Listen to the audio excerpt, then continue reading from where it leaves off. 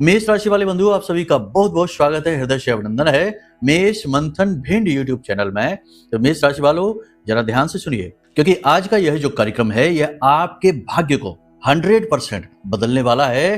पत्थर की लकीर है हमारी ये बात। यदि आपने इस कार्यक्रम को पूरा देख लिया तो जो हम कह रहे हैं वो सब कुछ आपके जीवन में सिद्ध होने वाला है। जी हाँ बंधु, ऐसा हम क्यों कह रहे हैं? देखो, पितृपक्ष का समय आने वाला है। 7 सितंबर से पितृपक्ष प्रारंभ हो रहे हैं, लेकिन ये कोई साधारण दिन या समय काल नहीं है।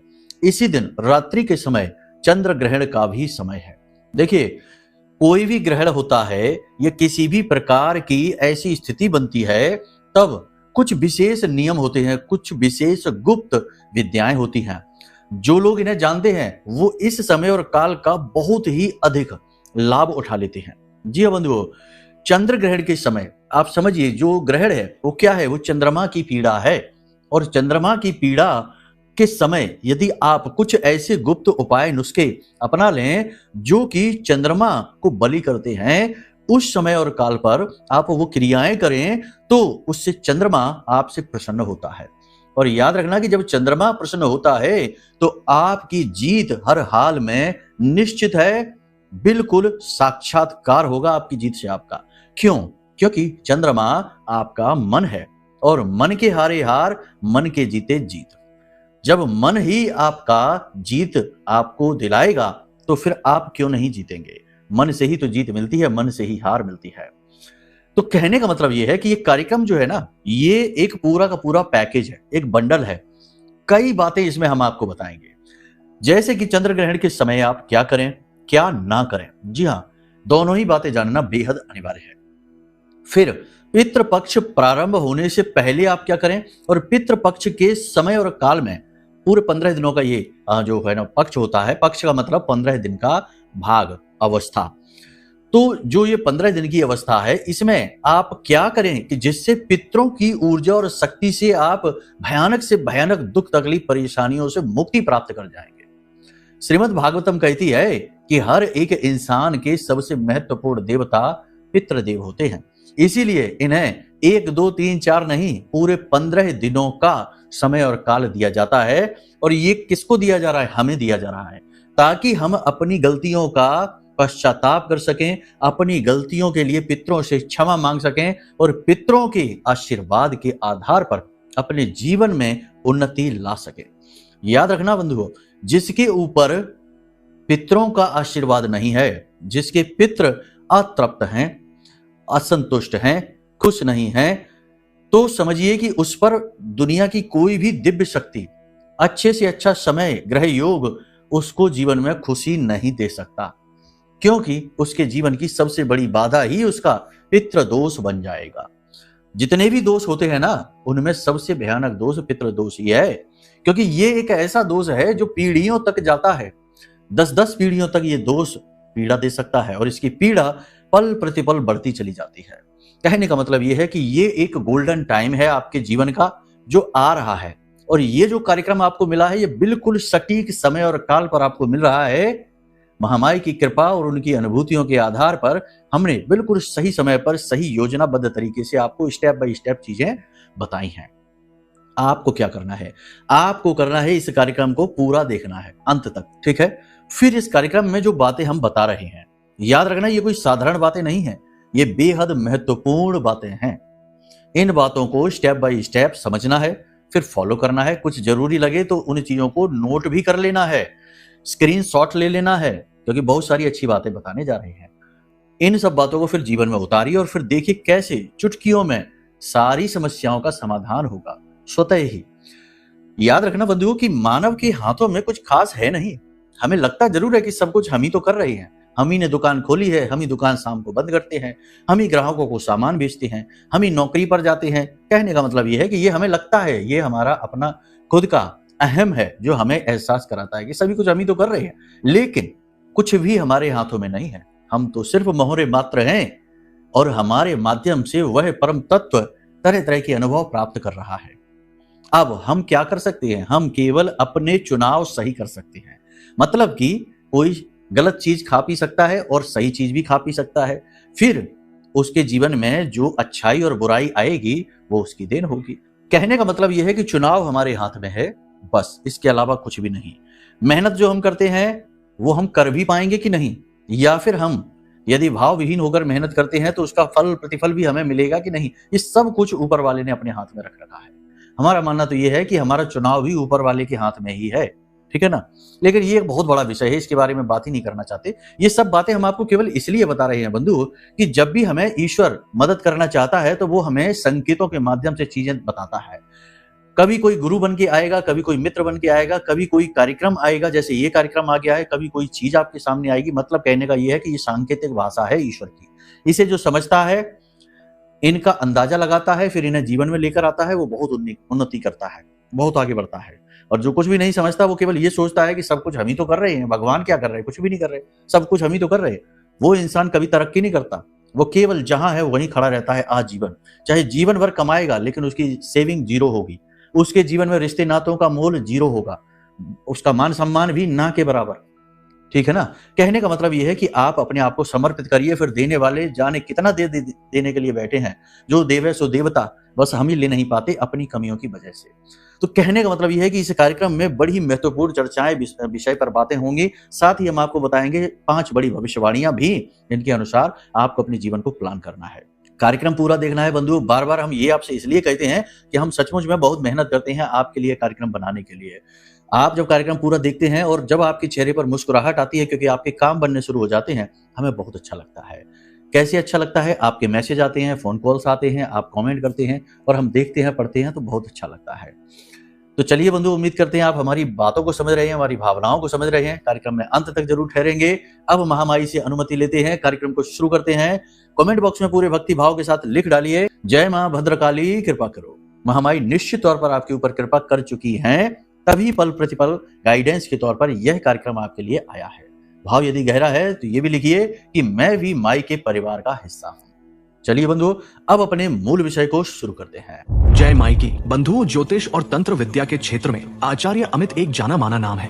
पूज्य गुरुदेव के साधनाओं और ज्योतिष विद्या के अनुभव बेहद दिव्य है। जी हाँ, पूज्य गुरुदेव ने जिसकी भी कुंडली का विश्लेषण किया और कुंडली के अनुसार उसे सटीक उपाय व महामाई माँ बगलामुखी की विशेष कृपा दी, उसके जीवन में सकारात्मक बदलाव तो आए ही है। फिर चाहे समस्या कितनी ही कठिन क्यों ना हो, समाधान तो अवश्य हुआ है। अब ऐसे में यदि आप भी अपने जीवन की किसी बड़ी समस्या से जूझ रहे हैं, जैसे कि कर्जा बढ़ता ही जा रहा है, काम धंधा और व्यापार सब रुक चुका है, रिश्ते नातों में तनाव हद से ज्यादा बढ़ गया है, पूरा जीवन ही नकारात्मकताओं से भर गया है, तो ऐसे में यही सही समय है जब आप श्रेष्ठ गुरु से मार्गदर्शन प्राप्त करें और जीवन के अंधकार को समाप्त कर दिव्य प्रकाश की ओर कदम बढ़ाएं। वीडियो में दिए गए नंबरों पर तुरंत संपर्क करिए और अपनी कुंडली का विश्लेषण व समाधान पूज्य गुरुदेव के द्वारा करवा लीजिए। देर ना करें, आपके देवी देवताओं के आशीर्वाद से ये मौका खुद चलकर आपके पास आया है, इसे गंवाना नहीं है। अभी फोन करें और गुरुदेव से मार्गदर्शन प्राप्त करें। महामाई आपका कल्याण करें। धन्यवाद। तो सबसे पहले बात करते हैं बंधुओं आपकी अपनी, यानी कि आप अपने कार्यों को आगे टालने की कोशिश करेंगे। थोड़ा आलस, थोड़ा थकान, थोड़ा नकारात्मकता आपके मन में घर बनाएगी। निगेटिविटी से मुक्ति जरूर आपको प्राप्त करनी चाहिए। अपने मन को जितना हो सके उतना पॉजिटिव रखना है। कार्यों को आगे नहीं टालना है, कार्यों को स्थगित करना, उन्हें टालना आपके लिए भारी पड़ सकता है। जो भी योजना बनाई है उस पर सही समय से सही गति के साथ कार्य करना प्रारंभ करना होगा। परिवार का वातावरण भी थोड़ा सा भारी रहेगा, मतलब कि आपके अनुकूल नहीं होगा। आप जैसा लोगों से उम्मीद करेंगे, परिवार का कोई भी सदस्य हो, वैसी आपकी मदद नहीं हो पाएगी। वैचारिक मतभेद और बोलचाल में आपसी तनाव थोड़ा बहुत हो सकता है। आपके विचार स्पष्ट न होने के कारण आपकी बात लोग ठीक से समझ नहीं पाएंगे। कहने का मतलब यह है कि आपको लोग समझ नहीं पाएंगे। आप कुछ कहेंगे, लोग कुछ का कुछ मतलब निकालेंगे। दाम्पत्य संबंधों में केवल एक कंडीशन पर अच्छा रहेगा, यानी कि प्रेम संबंध बना रहेगा, अच्छा मीठा रहेगा, वो तभी होगा जब आप अपनी वाणी पर नियंत्रण रखेंगे, जो कि बहुत मुश्किल होगा आपके लिए। आप अपनी वाणी पर नियंत्रण नहीं रखेंगे और आपके दाम्पत्य जीवन में भी तनाव की स्थिति उत्पन्न हो जाएगी। सरकारी कार्यों में आपको सपोर्ट मिलेगा, गवर्नमेंट की तरफ से सपोर्ट मिलेगा, पिता की तरफ से आपको सपोर्ट मिलेगा, गुरुजनों की तरफ से आपको मार्गदर्शन प्राप्त होगा। और कहने का मतलब यह है कि कोई भी विवाद, कोई भी स्थिति, कोई भी नकारात्मक स्थिति जीवन में यदि चल रही थी तो वह पॉजिटिव होनी शुरू हो जाएगी। आपके मन में थोड़ा सा पुरानी गलतियों को लेकर खेद सा रहेगा। मतलब ये कि आप अपनी नई पुरानी बातों में यानी विचारों में अति जो कहते हैं ना ओवर थिंकिंग के जोन में आप चले जाएंगे और जरूरत से ज्यादा सोच विचार करके आप अपना समय खराब करेंगे, साथ ही आपका मन भी खराब होगा। अपनी बातों को लेकर अड़ियल ना बने। लोगों की जो सलाह मशवरा है, उनकी बातें हैं, उनके लिए भी मन में गुंजाइश रखें। अपनी बात पर ही अड़े ना। अड़ने से ये होगा कि आपके आसपास का वातावरण नेगेटिव बनेगा, लोग आपसे थोड़ा सा खफा खफा से रहेंगे, आप थोड़ा इस बात से कंफ्यूज रहेंगे, परेशान रहेंगे। फोकस की कमी आपके अंदर देखी जाएगी अगले 5 से 7 दिनों में, जिसकी वजह से आपको काम में स्थिरता महसूस कम होगी। स्वास्थ्य भी आपका थोड़ा सा अप डाउन रह सकता है, मतलब कि शरीर में थकान, तनाव, आलस और मन करेगा कि थोड़ा सा आराम कर लें, थोड़ा सा रिलैक्स हो जाएं, एक आध दिन की छुट्टी वुट्टी ले लें, जिससे कि थोड़ा सा जो मन पर बोझ सा लदा है, भारीपन सा है, वह दूर हो जाए। इसी के साथ साथ आपको हम बता दें कि स्वास्थ्य को लेकर थोड़ा सा आपको ज्यादा अलर्ट रहने की जरूरत है। ये बात भी निश्चित है कि काम लगातार करते रहने की वजह से थकान भी है, शारीरिक और मानसिक थकान भी है, लेकिन फिर भी हम आपको बताएं कि आपको अपनी सेहत का विशेष ख्याल रखना होगा। खान पान पर विशेष ध्यान दें, थोड़ा योग प्राणायाम भी करें, और कहने का मतलब यह है कि अपने मन को भी जितना हो सके उतना पॉजिटिव रखने की कोशिश करें। देखो, एक बात आपको हम बता दें कि इस दुनिया में कोई किसी के लिए नहीं आने वाला है। जो कुछ भी है आपसे शुरू है, आप पर ही खत्म है। अब ये बात क्या है, इसका क्या मतलब है? इसका मतलब ये होता है कि आप अपने जीवन के कर्ता धर्ता स्वयं हैं। आप जिन लोगों के लिए सब कुछ कर रहे हैं, जिन लोगों के लिए अपना अच्छा बुरा भी नहीं देख रहे हैं, वे लोग भी समय आने पर आपकी मदद नहीं कर पाएंगे, चाह कर भी नहीं कर पाएंगे। आपका कुछ ऐसा कह सकते हैं कि आपकी राशि का ये दुष्प्रभाव है, या यूं कह सकते हैं कि ये आपके जीवन की विडंबना है कि जब जिस वक्त आपको जिनकी जरूरत पड़ेगी, वे लोग आपकी मदद के लिए आ ही नहीं पाएंगे। आपको अपनी जंग, अपनी लड़ाई खुद लड़नी पड़ेगी। अब ऐसे में आपका अति भावुक होना बहुत खतरनाक है। अपने बारे में लापरवाही करना अत्यंत खतरनाक है। अपने आप को स्वस्थ रखिए, अपने आप को हेल्दी रखिए, अपने काम पर ध्यान दीजिए, अपने जीवन को सही दशा और दिशा देने की कोशिश करिए, और लोगों से ज्यादा चर्चाएं अपने जीवन के बारे में, भविष्य की योजनाओं के बारे में ना करिए। जो है आपका है, अपना है, कोई आपका साथ दे ही नहीं सकता। आपके काम करने के तौर तरीके बहुत ही विरले हैं, बहुत ही अलग हैं। लोग आपकी बुद्धि से, आपकी जो फ्रीक्वेंसी है, ऊर्जा का जो स्तर है, उससे मैच ही नहीं कर सकते हैं। आप बहुत ही अलग विचारधारा के इंसान हैं। अपने जीवन में भले ही आपने चाहे बड़ी बड़ी ऊंचाइयां हासिल ना कर पाई हो, लेकिन आपके अंदर पूरा दम है, पूरी योग्यता है कि आप बड़ी से बड़ी ऊंचाई को हासिल कर सकते हैं, और ये आपके जीवन में होगा ही। चाहे देर हो, दुर्घटना से देर भली, देर सवेर हो सकता है, लेकिन होकर ही रहेगा जब आप अपनी मनचाही सफलता हासिल कर लेंगे। लेकिन इसके लिए आपको अपने फोकस पर कार्य करना होगा, क्योंकि आपका फोकस भी डाइवर्ट बड़ी जल्दी हो जाता है। खास तौर से जब आप भावुक होते हैं तो आपका फोकस अपने ऊपर से पूरी तरह से हट जाता है। ये आपके लिए नेगेटिव हो सकता है। दूसरा कि दूसरों के जीवन को ज्यादा बेहतर बनाने के चक्कर में आप ज्यादा परेशान रहते हैं। कहने का मतलब यह है कि अपनी परेशानी से कम दूसरों की परेशानियों से आप ज्यादा परेशान होते हैं। ये इस दुनिया के नियम के विरुद्ध है, आज के इस कलयुग के नियम के विरुद्ध है। यहाँ लोग दूसरों के सुख से दुखी हो रहे हैं, लेकिन आप सचमुच में दूसरों के दुख से दुखी होते हैं। तो कहने का मतलब यह है कि आप अपने ऊपर थोड़ा सा नियंत्रण रखिए, थोड़ा सा आप कठोर बन जाइए, थोड़ा सा स्वार्थी हो जाइए। और कहने का मतलब यह है कि नेगेटिव नहीं है। कठोरता का मतलब यह नहीं है कि आप असभ्य हो जाइए। कठोरता का मतलब यह है कि आप समझिए कि जिसके जीवन में जो कुछ चल रहा है वो उसके कर्मिक यात्रा का प्रतिफल है। उसके अपने भी तो प्रारब्ध है, उसकी भी तो जन्म जन्मांतर की यात्राएं हैं। तो आपका जितना हो सके उतना सपोर्ट करिए, जरूर से ज्यादा आप नहीं कर सकते। आप करते भी रहेंगे तब भी उसके कष्ट दूर नहीं होंगे। चाहे आप बर्बाद हो जाना, लेकिन वो आबाद नहीं होगा। वो आबाद तभी होगा जब उसका जो कष्ट वाला कोटा है ना कर्म का, वो पूरा हो जाएगा। वैसे ही वो चुटकियों में आबाद हो जाएगा, उसे किसी की मदद की जरूरत नहीं पड़ेगी। कहने का मतलब यह है कि आप केवल अपना कर्म करिए, अपने आप को किसी के लिए झोंकिए नहीं, अपने आप को बर्बाद न करिए। समझ में आ रही है आपको बात हमारी? ठीक है, यहां तक आपने सारी चीजें समझ ली हैं। अब यहाँ पर 3 तरीके की बड़ी भविष्यवाणियों के बारे में बात है जो आप समझनी होगी। पहली चीज ये कि आप अपने ऊपर ध्यान दीजिए। दूसरी चीज ये है कि अपने फोकस को भटकने मत दीजिए। तीसरी चीज ये है कि यदि आराम करने का मन करता है, क्योंकि काम की अधिकता तो है ही, लगातार मेहनत परिश्रम तो चल ही रहा है, आराम करने का मन करता है तो आराम कर लीजिए, इसमें कोई बुराई नहीं है। जब आप आराम करें, जब आप छुट्टी लें, जब आप विश्राम करें, तो इसमें कोई दोष नहीं है। ना ही अपने मन में ग्लानि का भाव आप रखिए। आप भरपूर आराम करिए और फिर नई ऊर्जा के साथ आगे बढ़िए। आप समझ पा रहे होंगे कि हम आपसे क्या कहना चाहते हैं। यहाँ कुछ भी नेगेटिव नहीं है, यहाँ केवल और केवल पॉजिटिविटी की बातें हो रही हैं। क्योंकि अगर हम 2 कदम रुकते भी हैं तो इसका मतलब ये नहीं कि हमने यात्रा समाप्त कर दी है। इसका मतलब ये है कि हम बस सुस्ता रहे हैं, आराम कर रहे हैं और फिर नई ऊर्जा के साथ आगे बढ़ेंगे। उम्मीद है आप हमारी बातों को, भावनाओं को समझ पा रहे हैं। अब बात करते हैं कि 7 तारीख जो आ रही है उससे पहले और उस समय पर आपको क्या करना है। देखो, सबसे बड़ी बात यह है कि पितृ कौन है आपके? पितृ हैं आपके पुरखे पूर्वज, जैसे कि आपके माता पिता। तो आप अपने माता पिता को कैसे प्रसन्न करेंगे? उनकी सेवा करके, उन्हें मान सम्मान देकर और उनका लिहाज करके। अब लोग यहाँ तक तो समझ जाते कि मान सम्मान कर लिया, सेवा कर ली, यानी पितरों के लिए पिंडदान, तर्पण, जो श्राद्ध पक्ष है वो सब कुछ कर लिया, लेकिन लिहाज वाली बात जो है ना वो भूल जाते हैं। यानी कि अपनी वाणी असभ्य रख लेते हैं, खान पान गलत रखते हैं, आचार व्यवहार पर बिल्कुल ध्यान नहीं देते हैं और यहीं वो चोट खा जाते हैं। यानी कहने का मतलब ये है कि आज इस समय जब आप इस कार्यक्रम को देख रहे हैं, उसी समय पर आपको मन में ये संकल्प लेना है कि अगर आप कोई गलत कार्य करते हैं, जैसे कि शराब है, मांसाहार है या कोई भी उल्टा सीधा तामसिक भोजन खाते हैं, फास्ट फूड है, बाहर का खाना है, ये सब तामसिक हैं क्योंकि इनमें बहुत ज्यादा तमस होती है, गर्म होते हैं, मसाले होते हैं, ये हमारे अंदर पित्त को बढ़ा देते हैं। पित्त को बढ़ाने से तमस बढ़ती है। तो ऐसे भोजनों को त्याग देंगे। साधारण भोजन करिए, ना ज्यादा गर्म ना ज्यादा ठंडा, मध्यम भोजन करिए, कम भोजन करिए और जितना हो सके पूजा पाठ आदि में ध्यान दीजिए। ठीक है, ये एक कार्य है, ये आप आज से ही शुरू कर दीजिए मन में।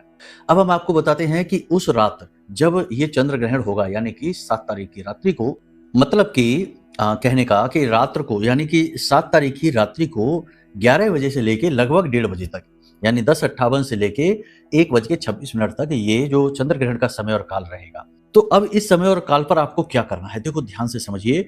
इस समय पर चंद्र पीड़ा है। चंद्र पीड़ा में आपको चंद्र देवता हैं, माँ के सूचक हैं, मन के सूचक हैं, धन के सूचक हैं। हर एक महत्वपूर्ण चीज जो आज के इस भौतिकवादी युग में इंसान को चाहिए वो सब के सूचक है। तो इस समय और काल पर आपको क्या करना है, देखो रात्रि के समय चंद्र ग्रहण से पहले स्नान आदि करके सफेद वस्त्र पहन के, ठीक है ना, और तैयार हो जाइए। ठीक है, और आपको क्या करना है, किसी भी स्थान पर बैठ जाइए, यानी किसी भी साफ सुथरे पवित्र स्थान पर बैठ जाइए।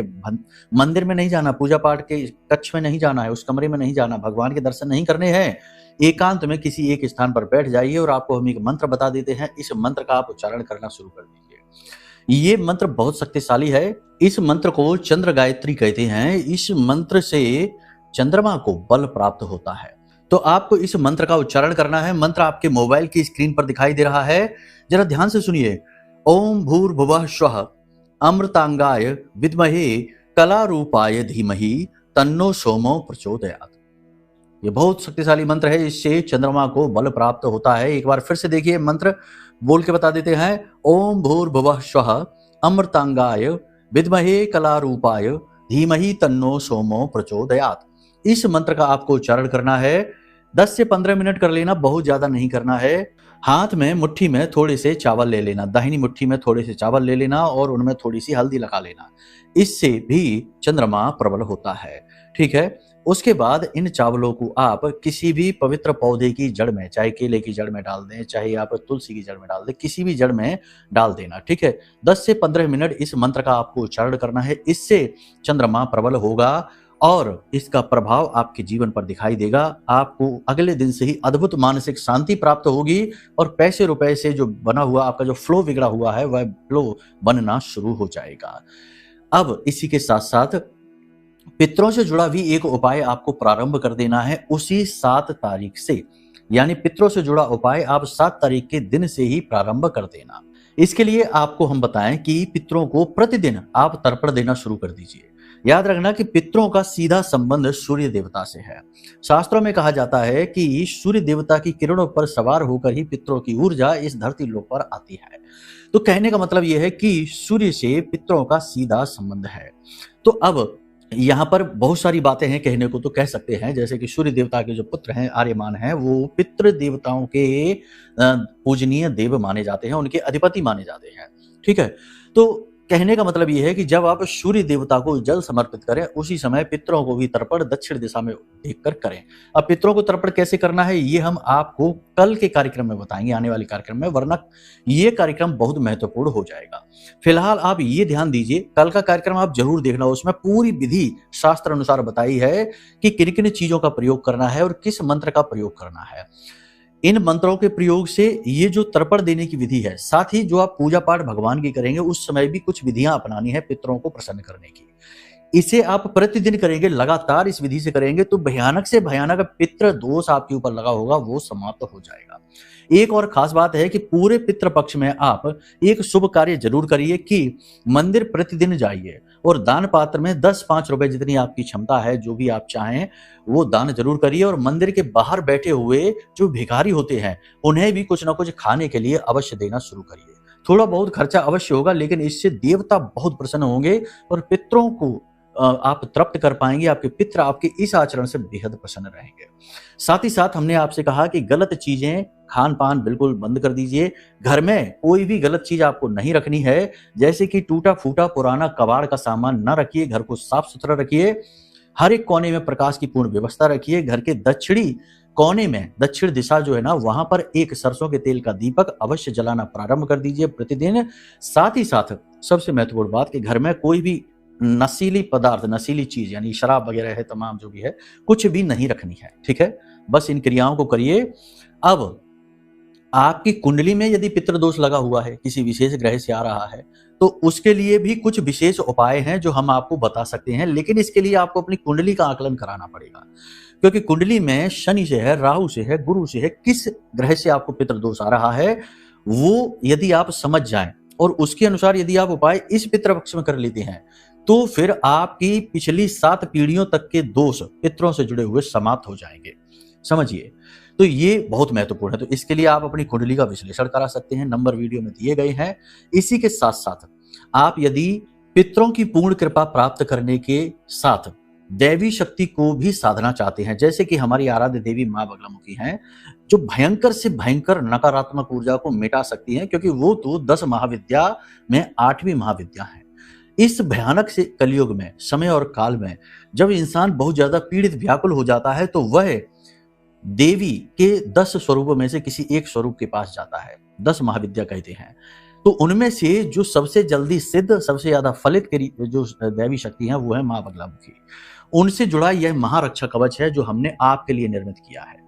आप यदि चाहें तो इस पितृपक्ष में गोल्डन टाइम है, क्योंकि इसके बाद आएगा नवरात्रि का पर्व, तो गोल्डन टाइम है जब आप इस सिद्ध रक्षा कवच को अपने घर में मंगवा सकते हैं और देवी की सीधी साक्षात कृपा का अनुभव, क्योंकि इसमें हमने अपने जीवन भर की साधना का बल डाला है, तो आप इसे मंगवा सकते हैं। इससे आपके जीवन में चाहे कैसी ही नकारात्मकता, तंत्र मंत्र या क्रिया हो वो हटेगी, साथ ही देवी आपका हाथ पकड़कर आपको सफलता की ओर ले जाएंगे। ये हमारा वादा है आपसे।